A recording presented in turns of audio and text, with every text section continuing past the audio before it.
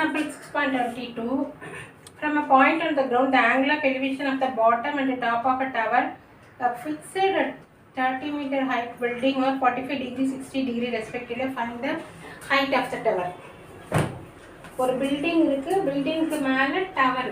முன்னாடிலாம் ஃப்ளாக் போல் அந்த மாதிரி சம் கொடுத்துருப்பாங்க. இது வந்து செல் டவர் பிக்சர்லாம் புக்கில் நல்லா தெளிவாகவே கொடுத்துருக்காங்க.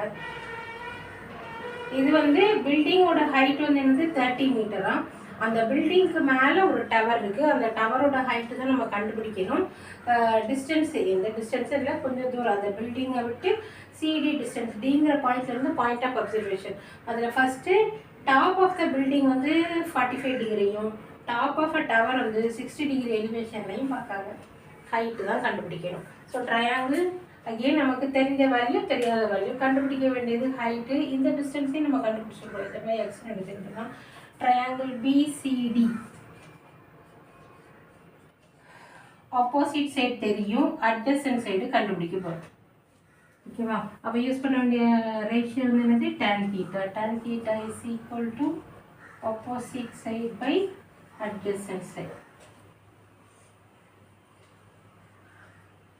ஆப்போசிட் சைடு என்னென்னு கொடுத்துருக்காங்க, பிசி டிவைடட் பை சிடி. சின்ன ட்ரையாங்கிளோட ஆங்கிள் ஆஃப் எலிவேஷன் வந்து 45 டிகிரி. So tan 45. tan 45ஓட வேல்யூ வந்து 1. பிசி வந்து நமக்கு 30ன்னு கொடுத்துருக்காங்க. சிடி வந்து எக்ஸ்ன்னு நேம் பண்ணியிருக்கோம். So tan 45 1 is equal to 30 by x. அப்போ x is equal to 30 meter. This is a smaller triangle. Next is triangle ABD. மொத்த டிஸ்டன்ஸ், இது மொத்த டிஸ்டன்ஸ் ஏசி நம்ம எப்படி எடுப்போம்னா h + 30. இது மொத்தத்தையும் h + 30ன்னு எடுப்போம்.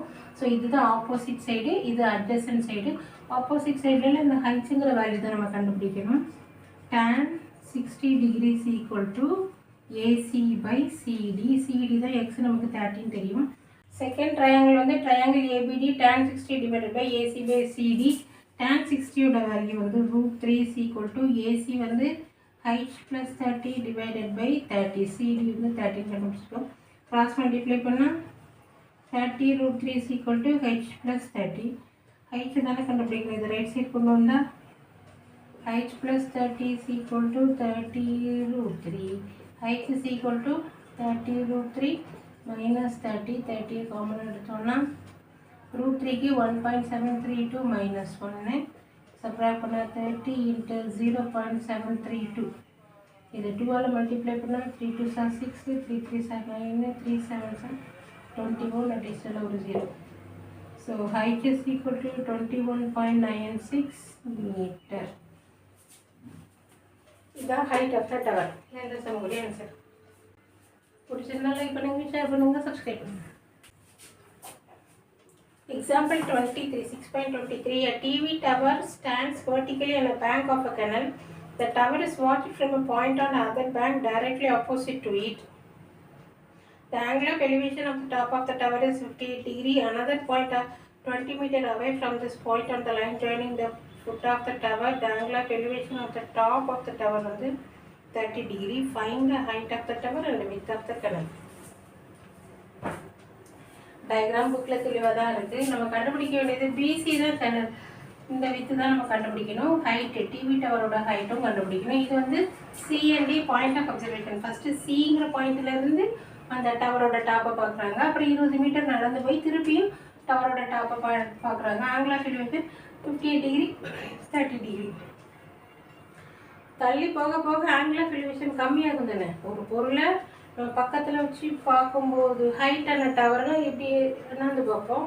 டிஸ்டன்ஸ் போயிட்டோம் அப்படின்னா எலிவேஷன் கம்மியாகும். இப்போ நம்ம கண்டுபிடிக்க வேண்டியது ஹைட்ஸும் எக்ஸும். அகெயின் இந்த ரைட் ட்ரையாங்கிள் தான். இங்கே 90 டிகிரி டவர் ஸ்ட்ரைட்டாக தானே இருக்கும். அப்போ நமக்கு 2 ட்ரையாங்கிள் ஃபார்ம் ஆகுது, ஏபிடி அண்ட் ஏபிசி. ஃபஸ்ட்டு ஏபிடிங்கிற ட்ரையாங்கிள் இல்லை யூஸ் பண்ண முடியாது, ஏபிசி தான்.